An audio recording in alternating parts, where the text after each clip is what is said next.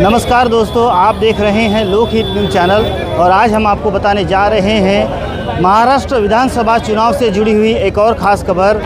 महाविकास आघाड़ी के कांग्रेस पार्टी के 145 विधानसभा क्षेत्र के उम्मीदवार सैयद मुजफ्फर हुसैन की प्रचार सभा का आयोजन भाईंदर पश्चिम के 52 जिनालय क्षेत्र में किया गया था, जहां पर उन्होंने विराट जनसभा को संबोधित करते हुए अपने विरोधियों को जमकर कोसा और उन पर गंभीर आरोप लगाए।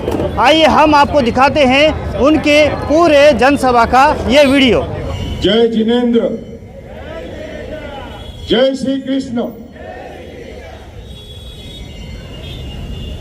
बोलिए मर्यादा पुरुषोत्तम राम की, बोलो जय सिया राम।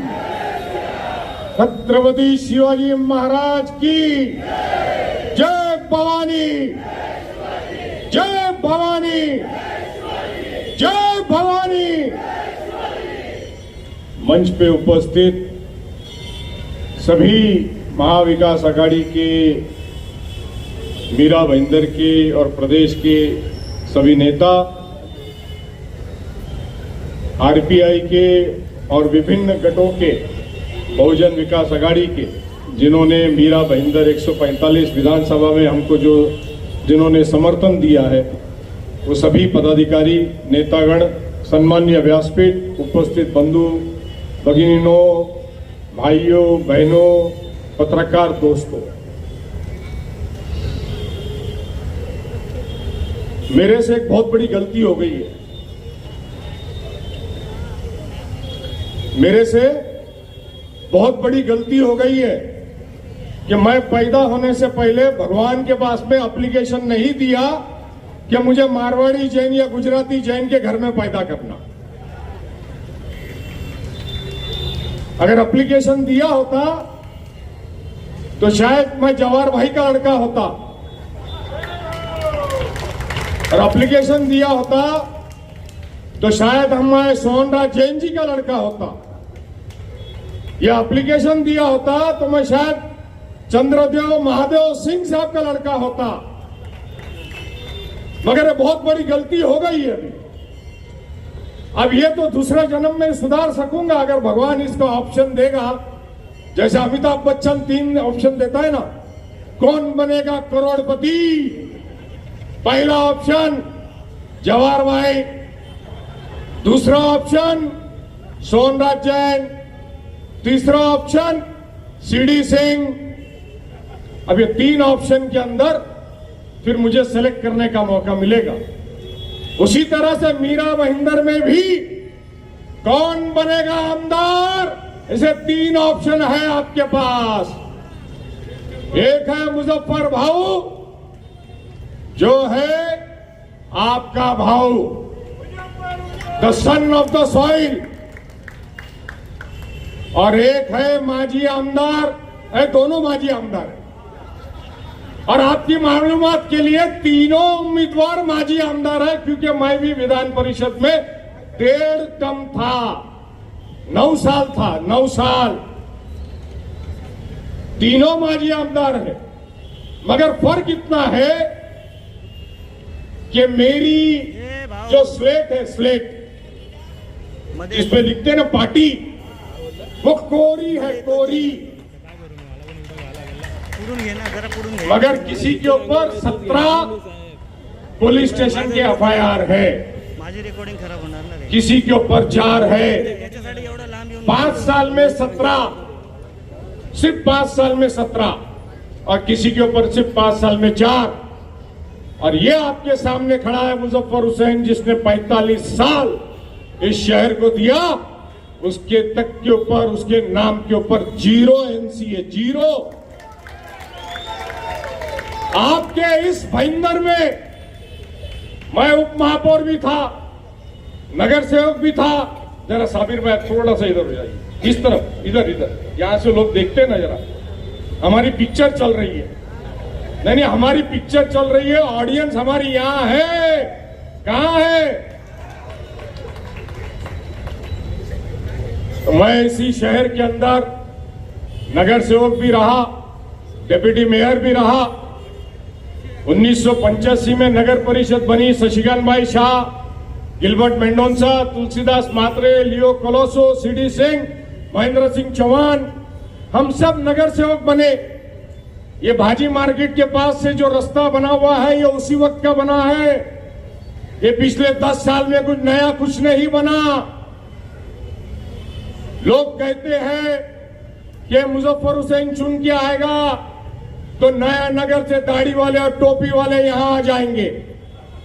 अरे मैं 65 साल से हमारा परिवार इस शहर में है, 65 साल से, और 40-45 साल से हम राजनीति में है। आपको दाढ़ी वाला टोपी वाले की बात करते हो? तुम्हारे को जमीन पे कब्जा करने के लिए मियां भाई मुसलमान चलता है तुम्हारे को? वो गुंडे बदमाश लड़के चलते हैं तुम्हारे को? लोगों को बहकाने का काम, जनता को मिसगाइड करने का काम। अरे हिम्मत है तो अपने काम पे वोट मांगो, जाति धर्म पे क्या मांगते हो?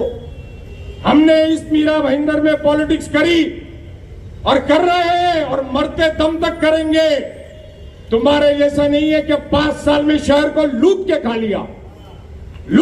लिया 5 साल में, और दूसरे 5 साल में जो दूसरी आमदार बनी उसने तो कहर मचा दिया। आज तुम दोनों की लड़ाई काय के लिए है?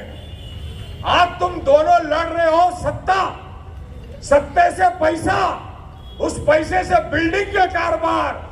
जवाहर भाई, आपने बोला रीडेवलपमेंट का काम, ये भाईंदर वेस्ट में आपकी सारी सोसाइटी में सिर्फ ये दोनों की कंपनी रीडेवलपमेंट का प्रपोजल भेजती, सिर्फ ये दोनों की।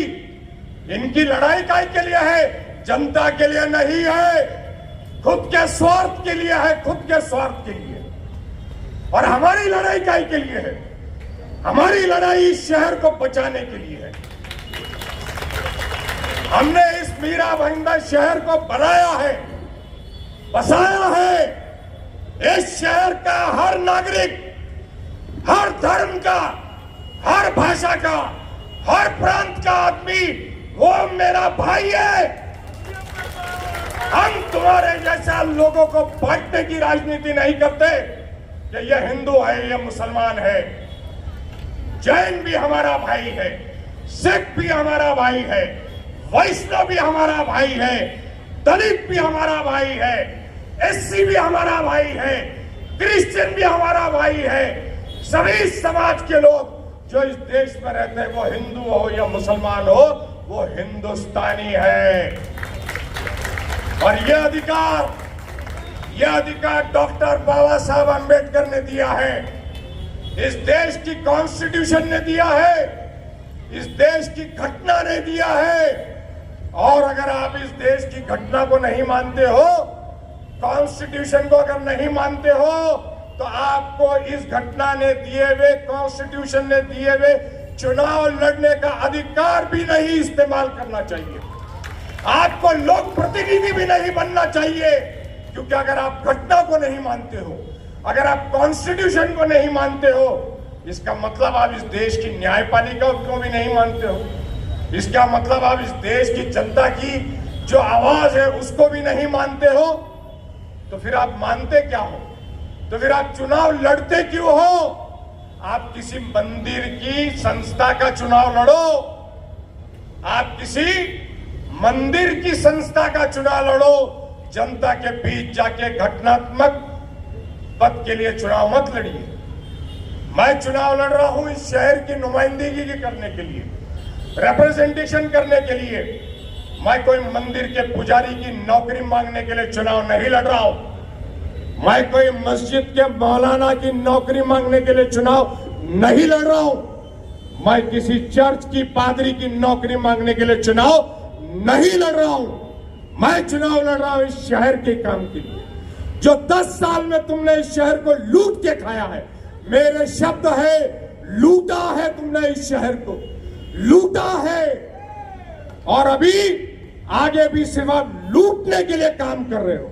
लोग मुझे बोलते हैं, साहब ये पार्टियां हो रही है, वो पार्टियां हो रही है, यहां बांटा जा रहा है, वहां बांटा जा रहा है।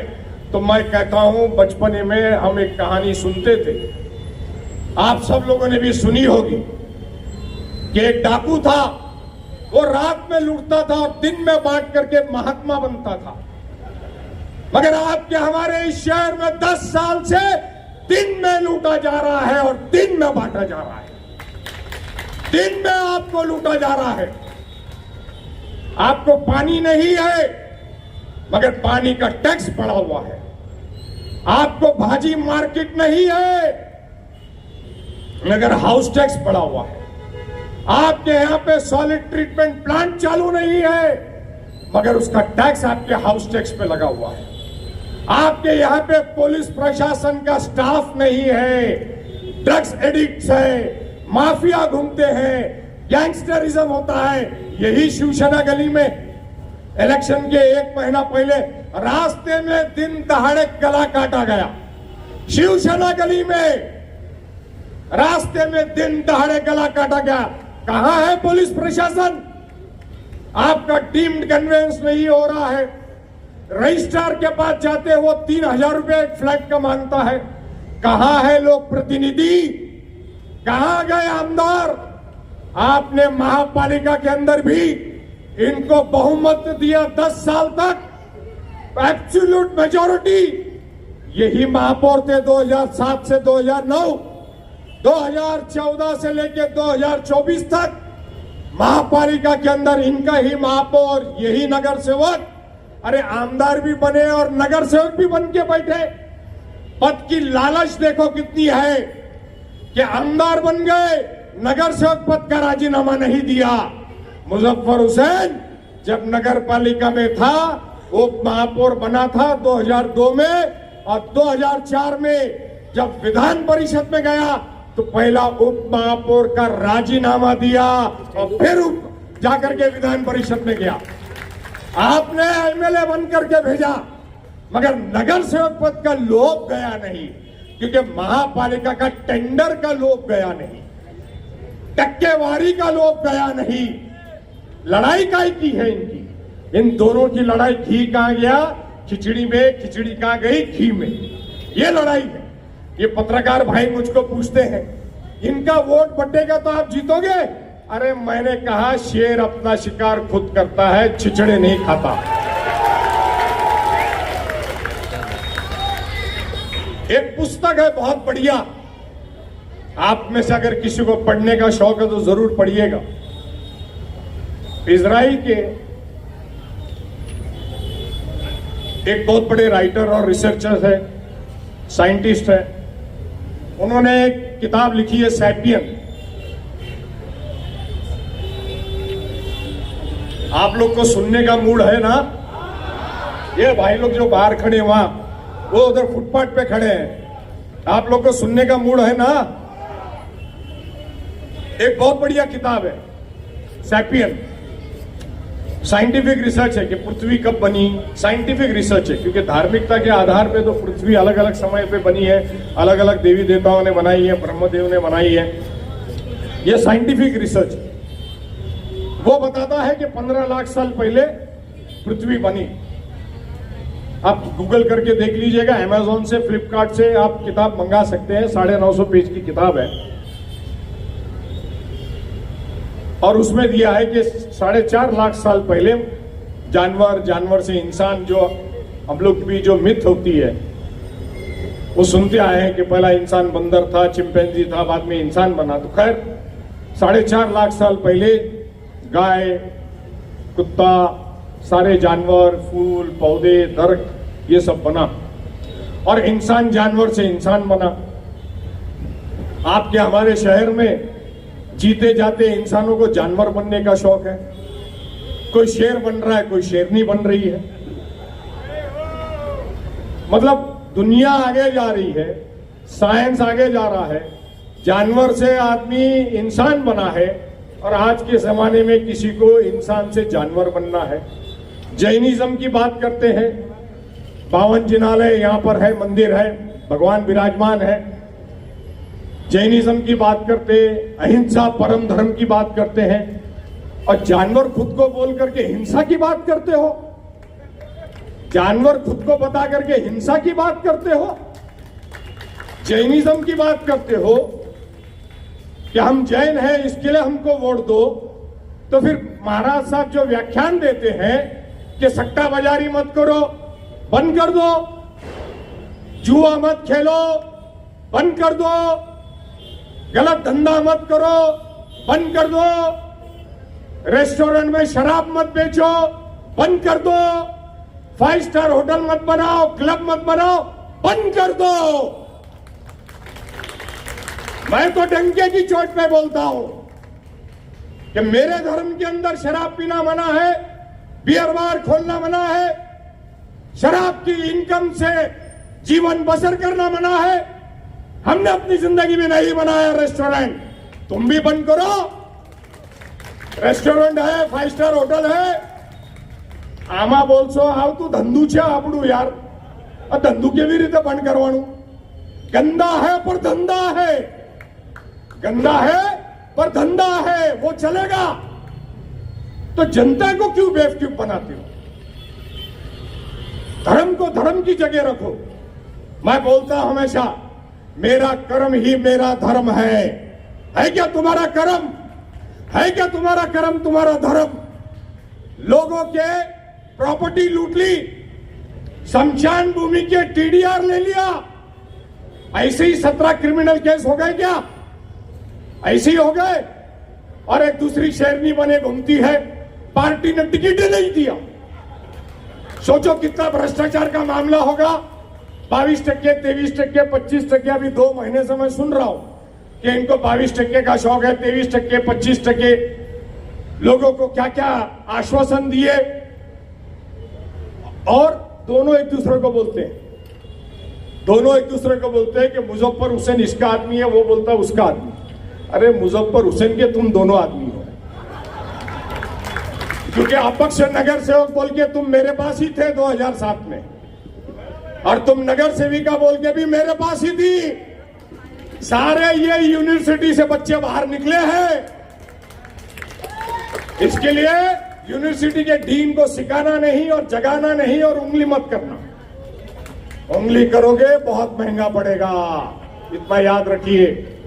कायदा कानून से उलझिए मत। मेरे बारे में अफवाह फैलाते हो कि मैं टेररिस्ट हूं, उग्रवादी हूं। मैंने दिखा दिया मेरे पासपोर्ट की सिग्नेचर 35 साल की, और बोल दिया है पुलिस को भी 8 FIR हुई है। अगले 20 लोगों पे मेरे आरोप के पास कंप्लेन है, और पुलिस ने उस पर FIR दाखिल करना है। और चुनाव के बाद भी मैं छोड़ूंगा नहीं।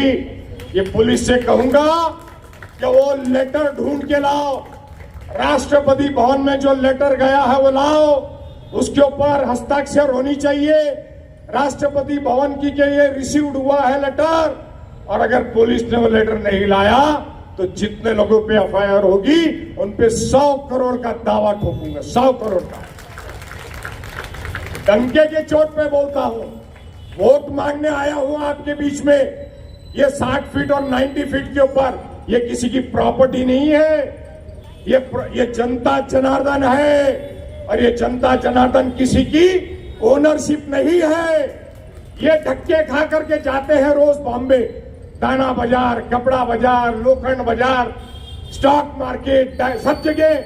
परसों मैं जब यहां से पद यात्रा निकाल रहा था तो वहां आगे लोग बैठे थे कि साहब बस भेजिए, भाईंदर स्टेशन पे एस्केलेटर नहीं है। 10 साल हो गया, केंद्र में सरकार आपने चुन करके दिया, 10 साल। परसों रेलवे मंत्री आकर के बोल के गए कि दूर जाने वाली ट्रेन गुजरात की, राजस्थान की, यूपी की हम भाईंदर रोकेंगे। अभी नींद खुली है। 10 साल से क्या सो गए थे क्या आप लोग? फाइनेंस मंत्री आते हैं, वो अभी कुछ आश्वासन देके जाते हैं। 10 साल से केंद्र की सरकार आपकी, राज्य की सरकार आपकी, महानगर पालिका आपकी, आप एक एस्केलेटर नहीं लगा सके। हमने मीरा रोड में लगाया। 2013 से 16 में विधान परिषद में था। हमने रेलवे के पास 5 साल का योजनाबद्ध उनका कार्यक्रम होता है कि अगले 5 साल में आपको रेलवे का कुछ काम करना है, तो आज उसका प्रस्ताव देना पड़ता है। 5 ईयर प्लान रेलवे का चलता है। तो हमने 2015 में प्रस्ताव दिया, 2020 में एस्केलेटर लगे, प्लेटफॉर्म बढ़ा और अभी भी जो काम चल रहा है। ये रोज केंद्र मंत्री बीजेपी के आते हैं, केशव सृष्टि जाते हैं, मुख्यमंत्री आते हैं, उप मुख्यमंत्री आते हैं, ये सारे मंत्री आते हैं, मगर भाईंदर में एस्केलेटर समझ में नहीं आया। भाईंदर में गुजरात के, राजस्थान के, यूपी के, पंजाब के लोग रहते हैं, यहां से वसई जाना पड़ता है, कुर्ला जाना पड़ता है, सीएसटी जाना पड़ता है, कल्याण जाना पड़ता है, तो उसके लिए ट्रेन रोकने के लिए सोचना नहीं पड़ा आपको। आप 45 संकल्प अभी करते हो, चुनाव के वक्त ये 45 संकल्प ने ये जाहिर कर दिया है कि इन्होंने 10 साल काम नहीं किया। संकल्प आपको इलेक्शन में अभी करना पड़ रहा है, इसका मतलब आपने 10 साल काम नहीं किया। हमने जो मैनिफेस्टो निकाला है, हमने उसमें लिखा है, हम आश्वासन नहीं दे रहे, हम ये काम कर रहे हैं, ये काम की शुरुआत हम कर चुके हैं। आपका पानी 10 साल से नहीं आया। 2017 में देवेंद्र फडणवीस जी ने कहा कि हम पानी 19 में देंगे, आज तक पानी नहीं आया। 2017 में देवेंद्र जी ने कहा कि हम आपको 19 में मेट्रो दे देंगे, आज तक मेट्रो नहीं आई। आपके ऊपर एसटीपी का टैक्स लगा हुआ है, पानी का टैक्स लगा हुआ है, आपके रास्ते की हालत क्या है पूरे शहर में घूम के आप देख लीजिए। कल परसों मैं रिक्शा में बैठ के जा रहा था, तो रिक्शा का ड्राइवर ने मुझे बताया कि साहब ये रास्ते इतने खराब है पूरे मीरा भाईंदर में कि हमारा 2 से 3 हजार रुपए का मेंटेनेंस बढ़ जाता है, शरीर हमारा अलग खराब होता है, पैसेंजर को अलग तकलीफें होती है, और ये सारी मुसीबतें हमारे को है। आरटीओ की पासिंग का प्रॉब्लम है, ये इनका हाल है। हॉकर्स लोगों की परेशानी है। मीरा भाईंदर में हमने 2014 में जब सत्ता छोड़ी तो यहां पर पूरे शहर में जो भी टेंडर निकलता था वो 1.5-2 करोड़ का होता था।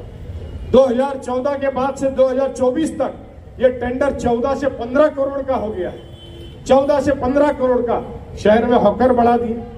भाईंदर वेस्ट के अंदर एक भाजी मार्केट नहीं बना सके। ये ग्राम पंचायत के समय से जो भाजी मार्केट चल रही है, ये सिंह साहब भी ग्राम पंचायत में सदस्य थे, शशिकांत भाई थे, सरपंच थे, ये उसी जमाने से जो भाजी मार्केट बनी है, ये वही भाजी मार्केट है। 10 साल में आप एक भाजी मार्केट भाईंदर वेस्ट में नहीं बना सके। ये सुभाष चंद्र मैदान जो हम लोगों ने नगर पालिका और महानगर पालिका के वक्त बनाया था, ये वही मैदान है। भाईंदर वेस्ट में एक नया मैदान नहीं बना सके, एक नया रास्ता आप नहीं बना सकते। यहाँ की जनता आपको भर भर के वोट देती है, जैन नाम पे देती है, मारवाड़ी के नाम पे देती है, बीजेपी के नाम पे देती है, अपना जाति के नाम पे देती है, तुम्हारे धर्म के नाम पे देती है, मगर इनके साथ तो न्याय करो। इनकी समस्या का तो समाधान करना चाहिए था। महापालिका आपकी थी, आपकी है, राज्य सरकार आपकी, केंद्र सरकार आपकी है। बस की बढ़ोतरी नहीं, ट्रेन की सुविधा नहीं, पानी की सुविधा नहीं, ड्रेनेज की सुविधा नहीं, नई स्कूल्स नहीं बनी, नया कॉलेज नहीं बना। परसों इनके ही पत्रकार परिषद में एक पत्रकार ने सवाल पूछा कि वहां पर इंजीनियरिंग कॉलेज का रिजर्वेशन था, आपने उसमें स्कूल बना लिया, आपने इंजीनियरिंग कॉलेज का रिजर्वेशन निकाल दिया, तो मान लिया, बीजेपी के उम्मीदवार ने मान लिया कि हाँ वो हमने गवर्नमेंट से 37(1) का चेंज करके उसको स्कूल बनाया।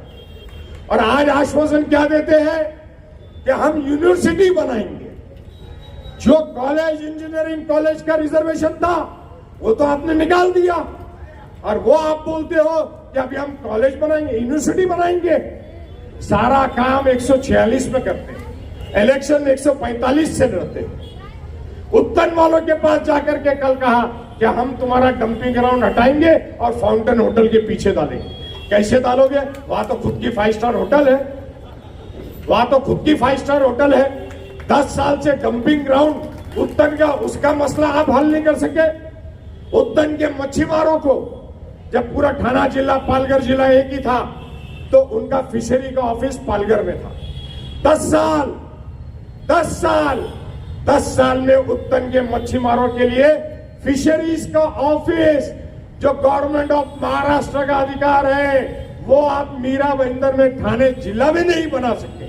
10 साल आपके भाईंदर वेस्ट की हालत ऐसी है, भाईंदर ईस्ट की हालत वही है।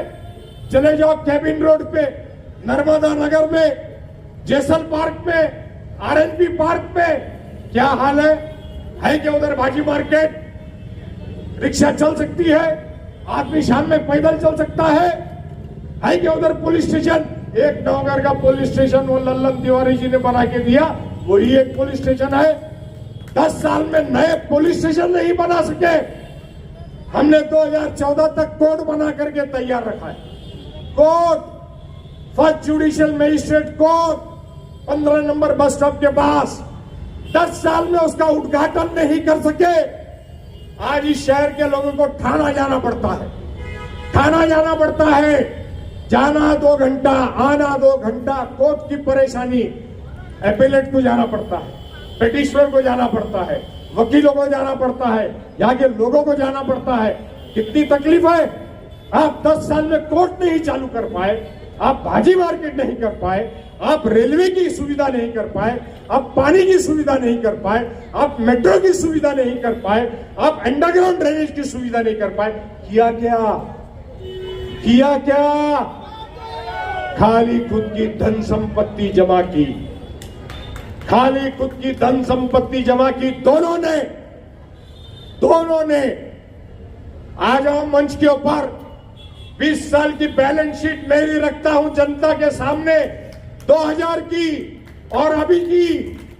24 साल में मेरी संपत्ति मेरे अकेले की नहीं, मेरे पूरी फैमिली की, पूरे फैमिली की। आ जाओ, रखता हूं balance sheet. Government of India income tax का डॉक्यूमेंट है, वो रखता हूं सामने। और तुम्हारी भी रख दो कि 2000 में तुम क्या थे और 2024 में तुम क्या हो। दूध का दूध, पानी का पानी हो जाएगा कि किसने शहर को लूटा है और किसने शहर को बनाया है। आज इस शहर को उजाड़ने का काम आप लोग कर रहे हो, जाति धर्म के नाम पे, हिंदू मुसलमान के नाम पे, शेर और शेरनी बन करके। जब तक के मुजफ्फर हुसैन है, मुजफ्फर भाव है, इस शहर में किसी पे कोई आंच नहीं आएगी, किसी पे कोई आंच नहीं आएगी। मेरे किताब में एक ही डायलॉग है, वो अरुण गौली की पिक्चर का डायलॉग है, मालूम है? चुकीला माफी नाही, चुकीला माफी नाही।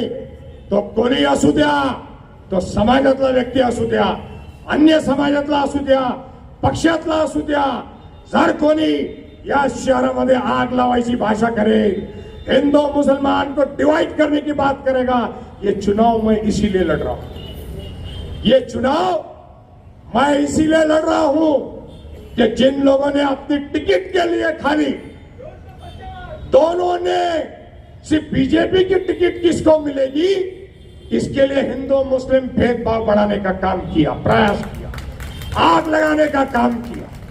जो गलती हुई जनवरी में, जो गलती हुई वो गलती थी, उसकी माफी नहीं हो सकती।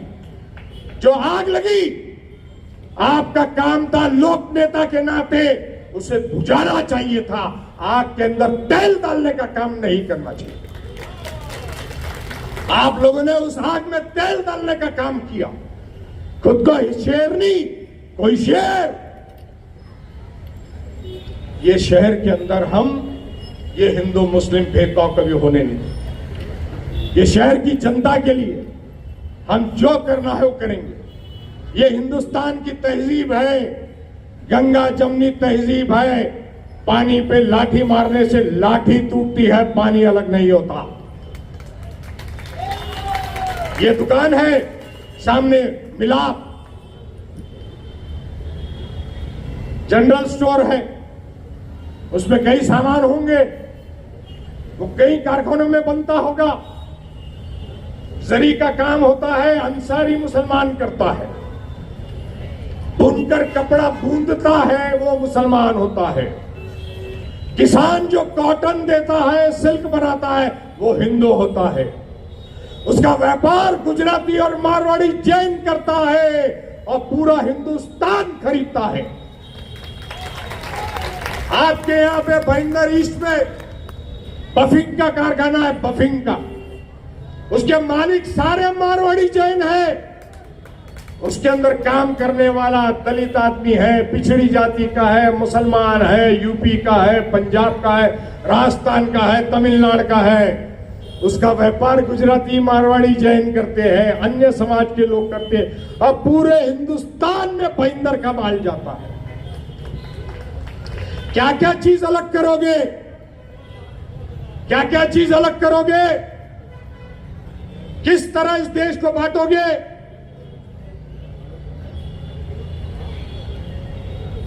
किस तरह इस देश को बांटोगे?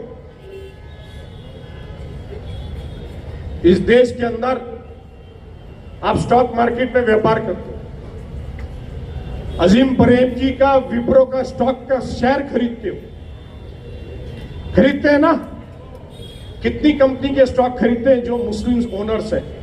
हमदर्द का शेयर खरीदते हो, विप्रो का खरीदते हो, अजीम प्रेम जी का खरीदते हो, और कई कंपनीज का खरीदते हो, वोकार्ड का खरीदते हो। तब नहीं देखते अरे ये तो वही मुसलमान की कंपनी है, इसके स्टॉक का माल मैं कैसे करूं, मैं इस पर ट्रेडिंग नहीं करूंगा। ज्वेलर्स दागिने बेचते हैं सारे हिंदुस्तान में, मुस्लिम इलाकों में गुजराती मारवाड़ी ज्वेलर्स की दुकान है, क्योंकि ज्वेलरी का काम मुसलमान करता ही नहीं है। नया नगर में, नया नगर जिसको बदनाम किया जाता है और यहां पे कहा जाता है भाईंदर वेस्ट में 60 फुट और 90 फीट पे, अरे वो मुसलमान चुन के आएगा तो यहां दाढ़ी टोपी वाले घूमेंगे। ये कहा जाता है, ये प्रचार किया जाता है और लोग उसके बहकावे में आते हैं। अरे आइए, वही नया नगर में 40 ज्वेलर है, 40 साल से आज तक किसी को एक पैसे की तकलीफ नहीं। आके पूछ लीजिए, क्या बातें करते हो? शांति नगर में दुकानें हैं, हिंदू की दुकान है, मुसलमान की दुकान है, जैन की है, सिख की है। क्या क्या चीज अलग करोगे? फ्रूट बेचने का काम मुसलमान करता है, फ्रूट उगाने का काम हिंदू करता है, भाजी उगाने का काम मुसलमान करता है, बेचने का काम कोई गरीब करता है। भाजी खरीदते वक्त, फ्रूट खरीदते वक्त पूछते हो क्या? पूछते हो तभी। दूध देने का, नागौरी की दूध की डेयरी है आपके यहां पर कहीं पे, कितनी सारी। लस्सी पीने जाते हो, दूध लेते हैं, तभी नहीं पूछते अरे वो भैंस हिंदू है क्या मुसलमान है? ये भी पूछा करो तभी कि कौन से तबेले से आया है। मध्ये मध्ये देऊ नका, मला माहिती है सगळं। कौन से तबेले से आया है? वो भैंस को चारा हिंदू ने खिलाया था क्या मुसलमान ने खिलाया था? उसका मालिक हिंदू था क्या मुसलमान था? ये भी पूछ लेना चाहिए। जो गौ माता की बातें होती है, जो गौ माता की बातें होती है, कभी पूछ लो उसको कि भैया तेरे को चारा खाली हिंदू ने खिलाया क्या मुसलमान ने खिलाया? तो तू दूध देगी तो वो खाली मुसलमान को देने का, कि हिंदू को देने का, कि क्रिश्चियन को देने का? मतलब कितनी मिसालें दूं मैं आपको। म्युनिसिपैलिटी का पानी आ रहा है, वो पानी का टैक्स पूरी म्युनिसिपैलिटी में हर कोई भर रहा है, और वो टैक्स के अंदर मटन की, चिकन की, रेस्टोरेंट की, बियर बार की, मुसलमानों की दुकान की, क्रिश्चियनों की दुकान की, दलित की, आदिवासी की, सबके टैक्सेस जाते हैं। आपके मकान के टैक्स जाते हैं, सबका टैक्स जाता है, तभी म्युनिसिपैलिटी आपका ये रास्ता बनाती है। तभी आप बोलते हो क्या कि नहीं खाली जैन का या हिंदू का टैक्स का पैसा होगा, वही पैसे से हमारे मंदिर के सामने का रास्ता बनाना। बोलते हो तभी नहीं बोलते हो, बोलो, वहां तक क्या बोलो। खाली चुनाव में क्यों बोलते हो? हर चीज को डिवाइड करो, हर चीज को डिवाइड करो कि इनकम टैक्स का भी जो पैसा मुसलमान भरता है, क्रिश्चियन भरता है, अन्य जाति बिरादरी का भरता है, उससे आप एयरपोर्ट का अलग एयरपोर्ट बनाओ, रेलवे अलग बनाओ, बस अलग बनाओ, हर चीज का डिवीजन करो। वोट का खाली डिवीजन का ही के लिए करने का है तो पूरा चीर हरण करो, पूरे टुकड़े करो, समाज का टुकड़ा टुकड़ा निस्त नाबूद करो। इसके वजह से महात्मा गांधी ने आजादी लेके दी थी, इसके लिए सरदार पटेल ने हिंदुस्तान को यूनाइट करके रिपब्लिक ऑफ इंडिया बनाया था, इसके लिए हमारे लोगों ने शहादत दी। आजादी पाने के लिए करोड़ों लोगों ने अपनी जान की प्राण की आहुति दी, बलिदान दिया, त्याग दिया। ये हिंदुस्तान को हिंदुस्तान बनाने के लिए, एक रिपब्लिक ऑफ इंडिया बनाने के लिए क्या इसके लिए किया था? क्या आप जाति भेदभाव धर्म के नाम पे बांटो खाली एक वोट के लिए? और वोट भी काहे के लिए? तो खुद के स्वार्थ के लिए, सिर्फ खुद के स्वार्थ के लिए। मैंने तो ओपन चैलेंज दिया है, अभी तक स्वीकारा नहीं है। क्या आओ रामायण पे चर्चा करते हैं, आओ भगवत गीता पे चर्चा करते हैं। पूछना चाहता हूं मैं, इसी मंदिर में बहुत ही ज्येष्ठ महाराज साहब आते हैं, इलेक्शन का टाइम है इसलिए किसी महाराज या स्वामी संतों का नाम नहीं लूंगा। मैं मिलता हूं उनसे, मुझसे उन्होंने कहा 2-4 साल पहले कि मुजफ्फर भाई, मुजफ्फर आप कभी कोबे जाइएगा। कोबे मैंने म्यूजियम बनाया है, लाइब्रेरी बनाई है। पिछले साल अमृत महोत्सव था बैप्स का। बैप्स मालूम है क्या? स्वामीनारायण अहमदाबाद में 5 लाख की जनता में मेरा सत्कार किया गया, क्योंकि प्रमुख स्वामी महाराज और उस संस्था से, बैप्स से मैं 35 साल से जुड़ा हूं। अक्षरधाम के इनॉग्रेशन में चिमन भाई पटेल, गोपीनाथ मुंडे जी, आप मेरा जो वीडियो एक चलता है उसमें फोटो आप मेरी देख सकते हो। यंग एकदम 91-92 की बात है। उस समय का इनॉग्रेशन में मैं स्टेज पे था, तब से मेरा संबंध है। इस्कॉन के अंदर जब से मीरा भाईंदर में आया है, तब से मैं पैट्रन मेंबर हूं। महाराज साहब जो मेरे गुरुदेव है जैन समाज के, मैं नाम नहीं लूंगा, आप लोग जानते हो मेरे गुरुदेव, 35 साल से संबंध है। सभी जाति धर्म के स्वामी से, संतों से, महाराज से मेरे संबंध है, व्यक्तिगत संबंध है। मेरे घर में कोई दुख होती है, परेशानी होती है, तो फोन करके आशीर्वाद मांगता हूं। आज भी मेरे नागपुर के खेत पे 10 संत रुके हुए हैं स्वामीनारायण समुदाय के, मेरे नागपुर के खेत पे। आज की बात बोल रहा हूं मैं आपको। तो ये घनिष्ठ संबंध है, उसका प्रचार प्रसार नहीं करते हम। हमारे पिताजी के जमाने से लेके मेरे हाथ तक हमने कई मंदिरों में मूर्ति भराई है। मैं डंके की चोट पे कहता हूं, मैं मुसलमान हूं, मैं हूं, और मेरा ईश्वर, मेरी नीयत, किसी की श्रद्धा को सवाल दुनिया में कोई नहीं कर सकता, कोई नहीं कर सकता।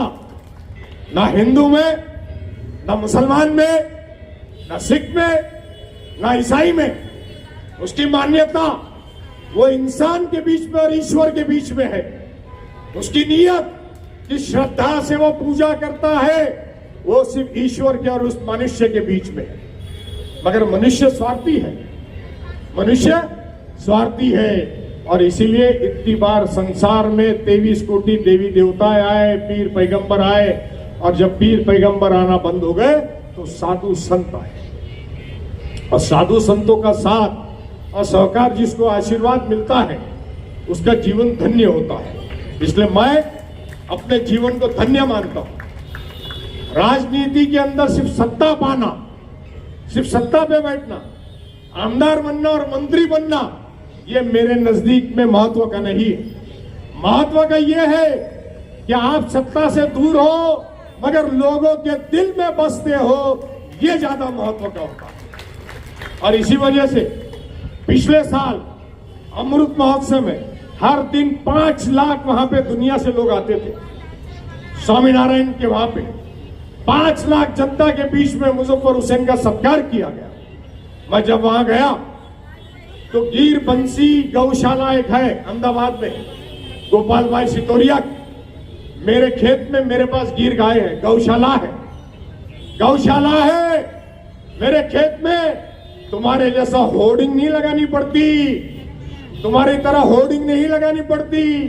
मेरे गौशाला में मेरे साथ चलिएगा, मेरी गौ माता मुझे देख के मेरे पीछे दौड़ के आती है। वो श्रद्धा और प्रेम है। तब मैं उस कोबे के मंदिर में गया, आलीशान म्यूजियम। महाराज साहब का इतिहास मुर्शिदाबाद के एक अलग संप्रदाय में जन्म लिया है। मैं यहाँ पे जो महाराज साहब आते हैं उनका बता रहा हूं। अलग संप्रदाय में जन्म लिया, मगर जैनिज्म की तरफ बढ़े और आज हिंदुस्तान के सब में बड़े महाराज कहलाते हैं। उनके कोबे के म्यूजियम में गया, वहां पे उन्होंने जो संग्रहालय में 1000 साल से जो जैनिज्म की किताबें 1000 साल के लिपि के ऊपर है, पत्तों के ऊपर है, हर चीज के ऊपर लिखी हुई है, ऐसी किताबें, ऐसा पूरा उन्होंने संग्रहालय में जमा किया और उसको बहुत ही व्यवस्थित रीत से संभाल के रखा है। उस संग्रहालय में, महाराज साहब के उसी संग्रहालय में आप जाइएगा, कोबे अहमदाबाद जा करके देखिएगा तो आपको एक शाहजहां का फरमान मिलेगा। मुगल सल्तनत का शहंशाह शाहजहां, उसका एक फरमान मिलेगा। मैं कोबे की बात कर रहा हूं। अहमदाबाद के जैन मंदिर जो महाराज साहब यहां आते हैं, जिन्होंने बहुत ही बढ़िया म्यूजियम बनाया है, लाइब्रेरी बनाई है, उस म्यूजियम की बात कर रहा हूं। उसमें एक शाहजहां का आपको फरमान मिलेगा।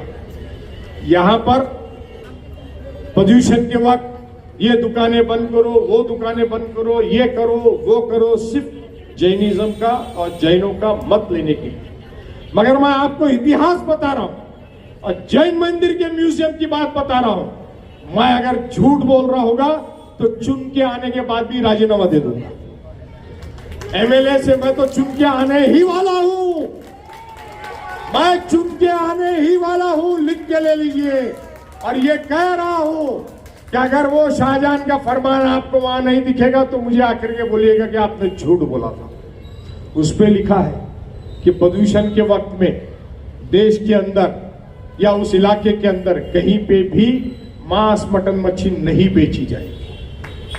ये उस जमाने की बात बता रहा हूं। गौ माता के बारे में बात करते हैं, मुझे बता दीजिए जरा कि गौ माता को गौ माता कब से बोलते हैं? ये इतिहास जरा बताने का बोलिए इनको, ये इतिहास बताने का बोलिए तो मैं मान जाऊं कि एक हकीकत में गौ माता की पूजा करते हैं, गौ माता को समझते हैं। हमारे धर्म में मैं बता रहा हूं, इस्लाम में गौ माता को 4 पैर के जानवर की सरदार कहा गया। आज ये A2 की दूध बेचते हैं 100 रुपए लीटर, उसमें कहा गया है इसकी दूध में दवा है, इसको बचाइए, इसकी हिफाजत कीजिए। समाज में अच्छे लोग, बुरे लोग सब जगह होते हैं। इसका यह मतलब नहीं कि पूरा समाज बुरा है। अब सभी धर्मों के अंदर लोग चीटिंग भी करते हैं, मार्केट का पैसा लेके गायब हो जाते हैं, हीरा बाजार से गायब होते हैं, लोखंड बाजार से गायब होते हैं, स्टॉक मार्केट से गायब हो जाते हैं। कि तो क्या सारे व्यापारी चोर हैं? क्या सारे व्यापारी चोर हैं?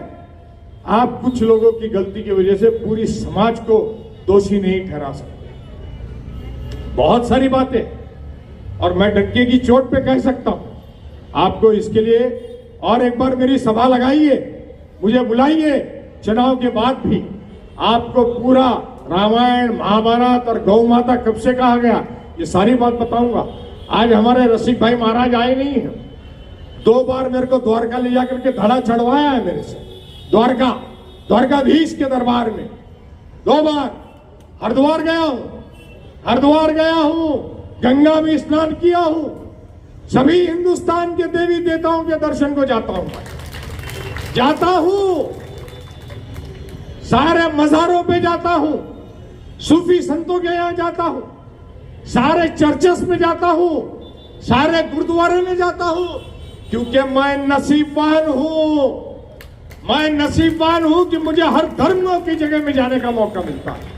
मैं नसीबवान हूं कि मुझे हर धर्म के साधु संतों का आशीर्वाद प्राप्त है। साधु संत कौन होते हैं? सूफी कौन होता है? जो दरगाह होती है, जो दरगाह बोली जाती है, वो कौन होता है? वो सूफी है, समाधि है।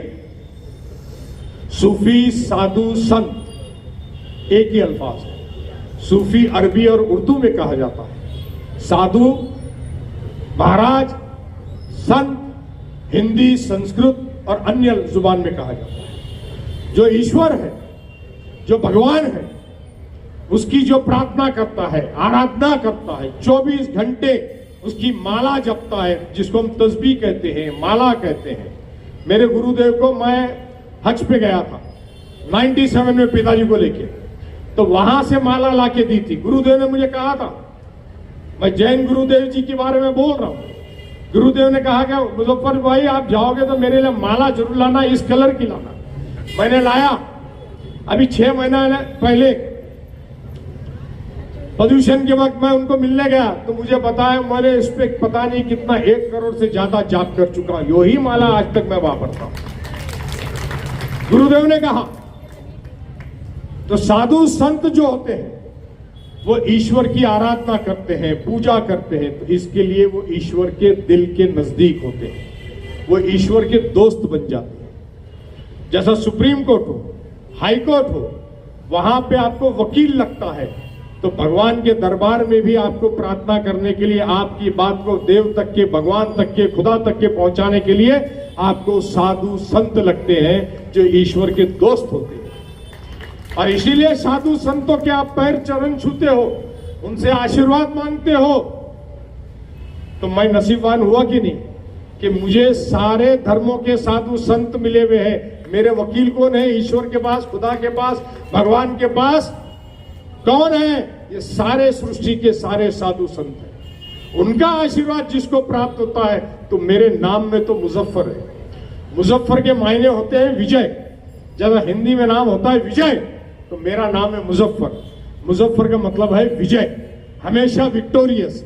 मगर विक्टोरियस बनने के लिए लड़ाई लड़ते रहनी पड़ती है, और इसी के लिए आज मैं ये जनता की लड़ाई, आप लोगों के लिए लड़ाई, इस शहर के विकास के लिए लड़ाई लड़ रहा हूं। जो 10 साल आपने लोगों को चुन के दिया, जिन्होंने यहाँ की जनता की आवाज को विधानसभा तक नहीं पहुंचाया, जो काम नहीं किया, जो भ्रष्टाचार बढ़ाया है, उस भ्रष्टाचार के खिलाफ मैं लड़ रहा हूं। इस शहर को जो बदनामी की तरफ लेके गए हैं, आज लोक प्रतिनिधि का नाम जब आप शहर में लेते हो, या राज्य में कहीं लेते हो, या देश में कहीं लेते हो, तो लोग बोलते रहे फला आपका वो विधायक है, फला वो आपकी विधायिका है। आपको अच्छा लगता है? घर में माँ बहन बेटियां हैं, किस तरह के वीडियो चलते हैं शहर में? शर्म नहीं आती है? शर्म नहीं आती है? तब कहा जाता है हिंदुत्व, तब कहा जाता है सनातन धर्म, क्या मां बहन की इज्जत नहीं आप करते? अरे वो विधायिका मिल गई कहीं पे, मुझे विधायिका मिल गई।